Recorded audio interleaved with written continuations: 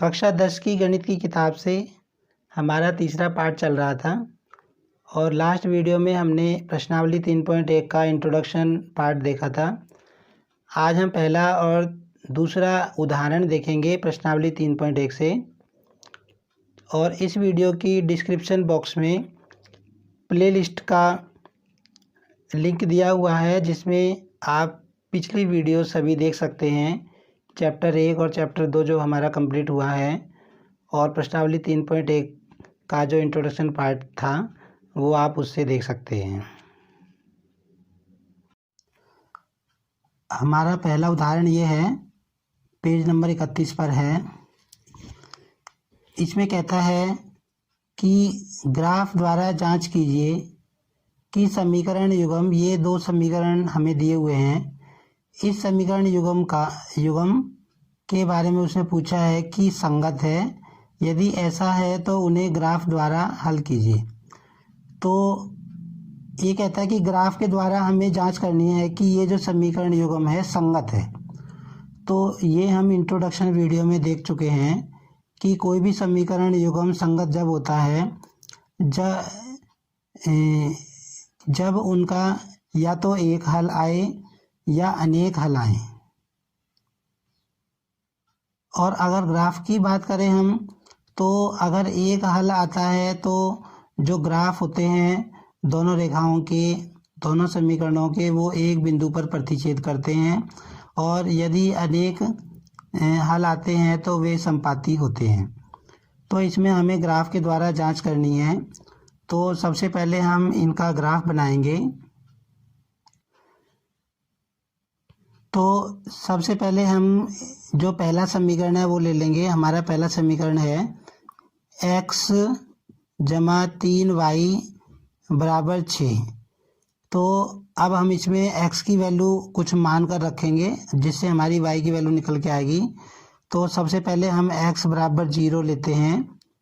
x बराबर 0 लेने पर तो x की जगह 0 रख देंगे हम, तो ये आ जाएगा 3y बराबर 6 और y बराबर 6/3। तो हमारी y की वैल्यू 2 आ गई। जब हमने x की जगह 0 रखा तो y की वैल्यू हमारी 2 आ गई। इसी तरह एक वैल्यू और रखेंगे हम। इस बार हम x बराबर 6 ले लेते हैं। x बराबर 6 लेने पर तो x की जगह 6 रख दिया, तो ये हो गया 6 जमा 3y बराबर 6। 3y, अब ये 6 इधर चला जाएगा तो घट जाएगा और 6 में से 6 घटेगा तो आ जाएगा 0। तो अब ये 3 0 के नीचे चला जाएगा और 0 को जब किसी से भाग करते हैं तो 0 ही आता है। तो हमने x की वैल्यू 6 ली और हमारा आ गया 0। अब हम एक टेबल में लिख लेंगे ये वैल्यू सारी जो आई है हमारी। एक हम टेबल बना लेंगे। इसमें हम टोटल 6 खाने करेंगे। यहाँ x लिख लेते हैं, y लिख लेते हैं। तो सबसे पहले देखो, जब हमने x 0 लिया था तो y हमारा आया है 2। तो इसको लिख देंगे कि जब हम x 0 लेते हैं तो y आता है 2। और जब हमने देखो x 6 लिया तो y हमारा आया 0। तो ये हमने पहले समीकरण के लिए कुछ वैल्यू निकाल ली, x और y के मान निकाल लिए, जिनसे हम ग्राफ बनाएंगे। अब हम इधर दूसरा समीकरण हल कर लेते हैं। दूसरा समीकरण हमारा है 2x - 3y बराबर 12। तो सबसे पहले हम x बराबर 0 ही लेते हैं। x बराबर 0 लेने पर तो 2 गुणा 0 घटा 3y बराबर 12, ये 0 हो गया। तो अब y के नीचे क्या जाएगा, 12 के नीचे घटाकर 3 आ जाएगा। इससे काटेंगे तो हमारा -4 आएगा। तो y की वैल्यू आ गई हमारी -4। क्योंकि देखो नीचे की चीज़ अगर माइनस की है, ऊपर की प्लस है, तो काट के माइनस का आएगा। अब दूसरी वैल्यू हम ले लेते हैं, x बराबर 3 ले लेते हैं। x बराबर 3 लेने पर तो 2 गुणा 3 घटा 3y बराबर 12। हमने x की जगह 3 रख दिया। तो इसको जब हम सरल करेंगे तो क्या आएगा हमारा, 2 तिया 6 घटा 3y बराबर 12 और घटा 3y बराबर ये 6 उधर जाके घट जाएगा तो 6 आ गया। अब y का मान क्या आ गया, 6 के बटे में ये घटाकर 3 नीचे चला जाएगा, ऐसे काटेंगे तो -2 आएगा, मतलब y की वैल्यू आ गई -2। तो जब हमने देखो x की वैल्यू 0 ली तो y की वैल्यू मेरी -4 आई, 3 ली तो y की वैल्यू हमारी आई -2। तो इसके लिए भी हम एक टेबल बना देते हैं।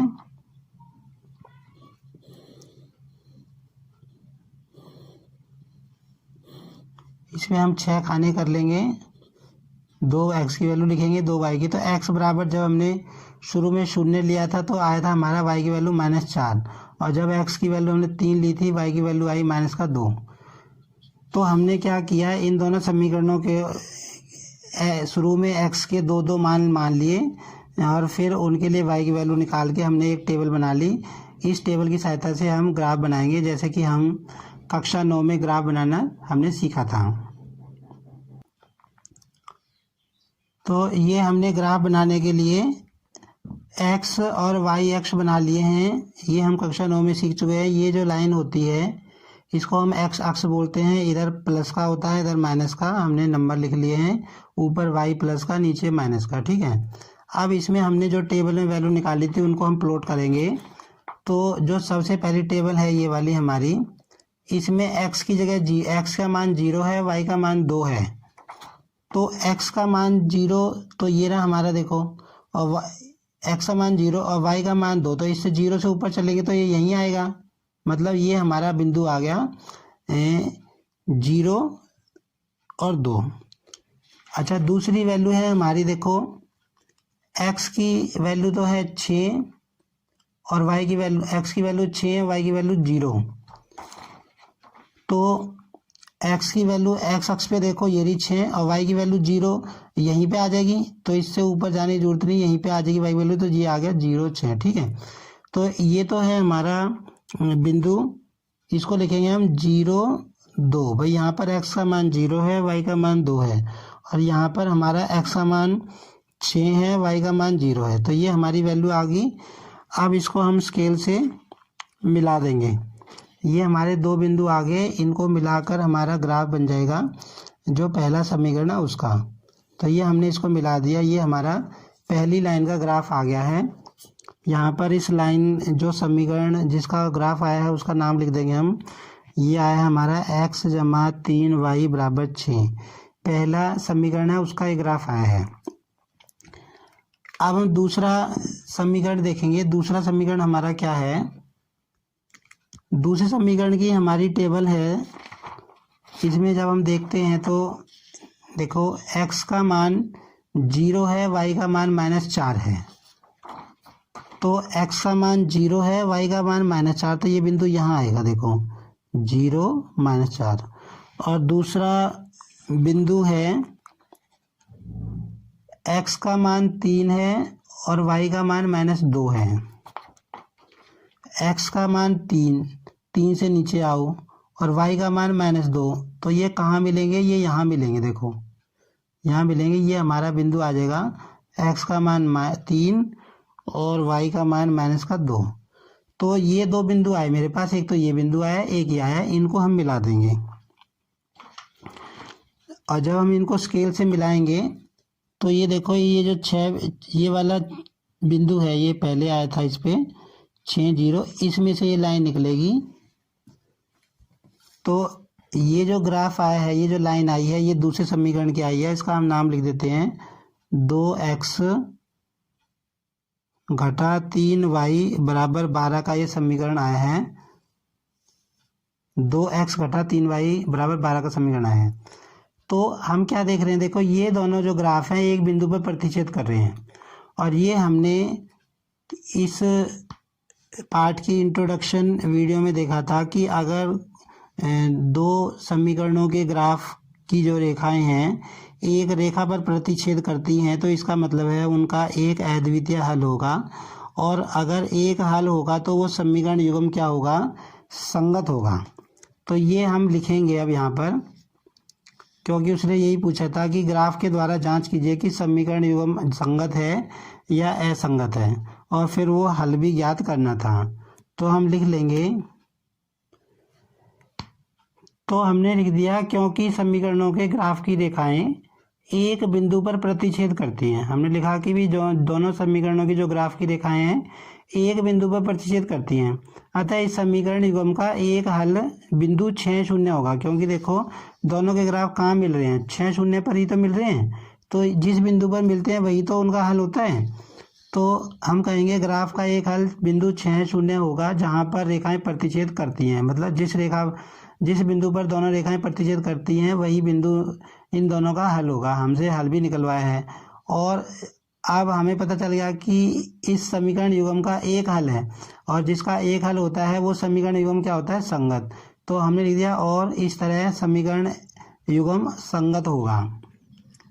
जो कोई भी समीकरण युग्म दिया हुआ संगत कब होता है, दो परिस्थितियों में संगत होता है, या तो समीकरण युग्म का एक हल हो या अनेक हल हो, तो समीकरण युग्म का जो है समीकरण युग्म संगत होता है।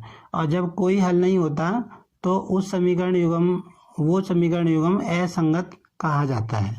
तो ये हमारा उदाहरण नंबर 1 हुआ।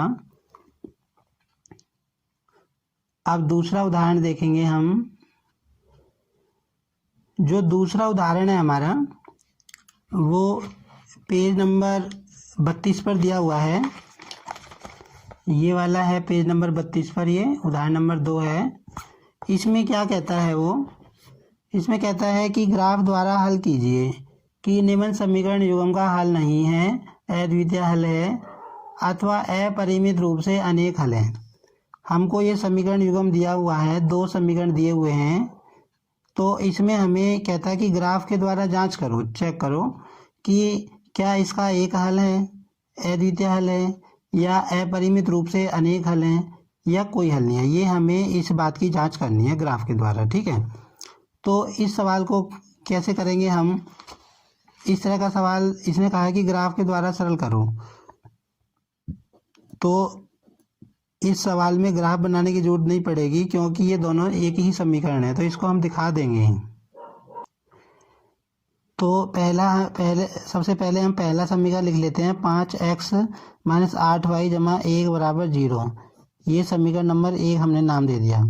और दूसरा समीकरण हमारा है 3x - 24/5y = 3/5 = 0।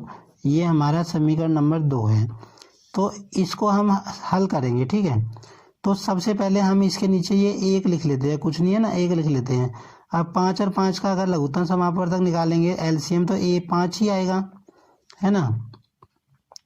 अब 1 से 5 को भाग करो, 5 और 3 की गुणा क्या होगी, 15। 15x - 24y + 3 = 0। अब ये 5 उधर ले जाएंगे तो क्या हो जाएगा, 5 उधर जाके 0 के साथ गुणा हो जाएगा, 0 के साथ, और 0 ही आ जाएगा, है ना। तो ये आ गया, देखो 5x - 24y = 3।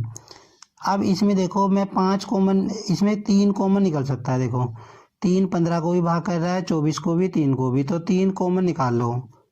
5x तो 3 से 15 को भाग करेंगे 5 रह जाएगा, और 24 को भाग करेंगे 3 से तो 8 आएगा, 8y, और यहाँ 1 आ गया।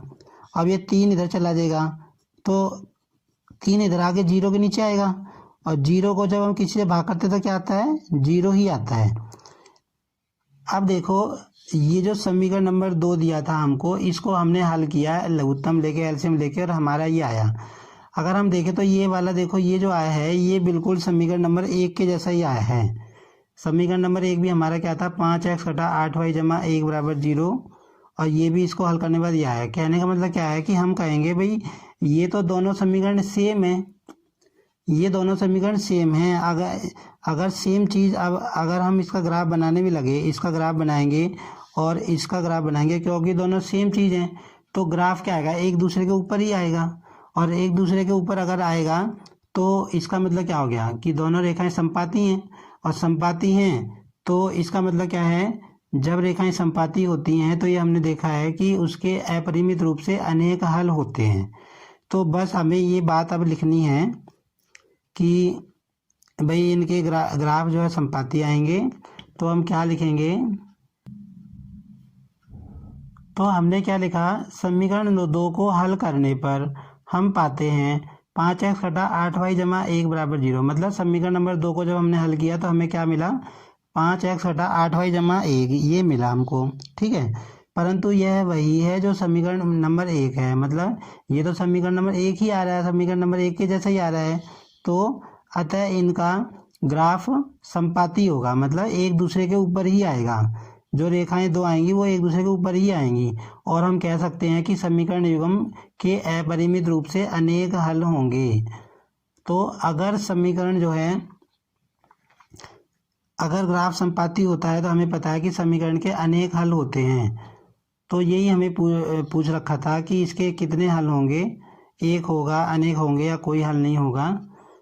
तो इस तरह हम कहेंगे कि इस समीकरण युग्म के अपरिमित रूप से अनेक हल होंगे, या सिर्फ ये भी कह सकते हैं कि अनेक हल होंगे। तो ये हमारा उदाहरण नंबर 2 पूरा हो गया है। और अब हम अगली वीडियो में तीसरा उदाहरण देखेंगे। और जो अब तक की हमारी वीडियोस कंप्लीट हुई हैं, चैप्टर 1 की, 2 की और 3.1 की जो इंट्रोडक्शन वीडियो है, उन सब को देखने के लिए आप चैनल की प्लेलिस्ट देख सकते हैं, जिसका लिंक इस वीडियो के डिस्क्रिप्शन बॉक्स में दिया हुआ है। आज के लिए इतना ही।